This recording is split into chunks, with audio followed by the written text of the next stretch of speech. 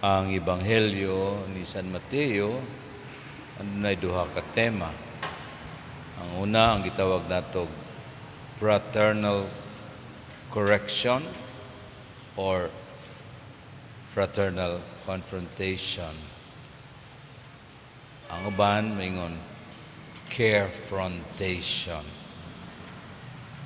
Siguro dili kini kaayo gibuhat sa mga Katoliko nga mosulti sa iyang isig katao kung unsay iyang nakita nga sayop.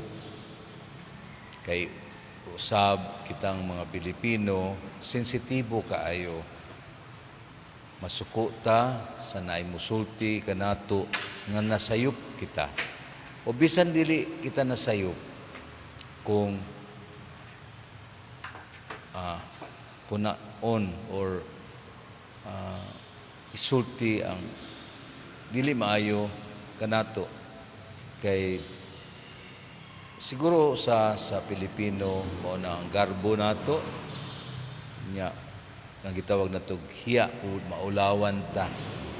Pero kung pamalandungan biya nato wa may perpekto ning kalibutan, so kung dunay ipahibalo isulti kanato ato gyud paningkamutan nga ablihan ang atong kasing-kasing una-una.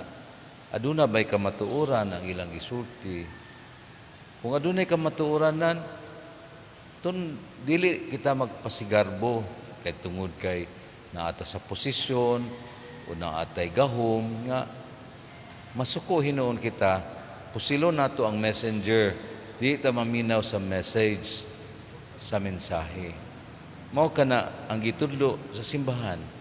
Kamurang duha usa ug di maminaw, pagkuwag laing saksi ug di pa gid maminaw dadha sa simbahan. Siguro dako gayud nga grasya nga mapaubsanon kita, magpaubos nga maila kita. Ando na sabtay mga kakulangon o kasaypanan ug dili kini kabawasan o makuhaan ang atong pagkatao kundi hinunua makatabang kini aron mousbaw ug mulambo kita sa atong relasyon sa atong isikatawo.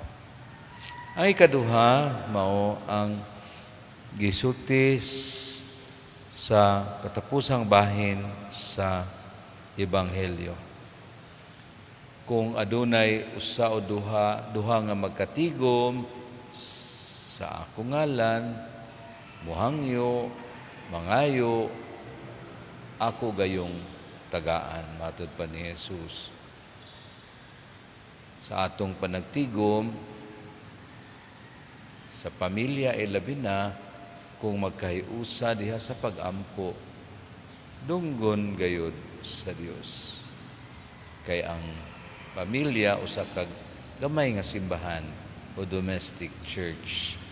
So kung ang pamilya, amahan, inahan, mga anak nagkahiusa diha sa pagpangayo sa Dios sa mga panginahanglanon ug nagkaiusa sa pag-ampo nan natuman ang gisulti ni Jesus, ako anaa taliwala nila. Palihog manindog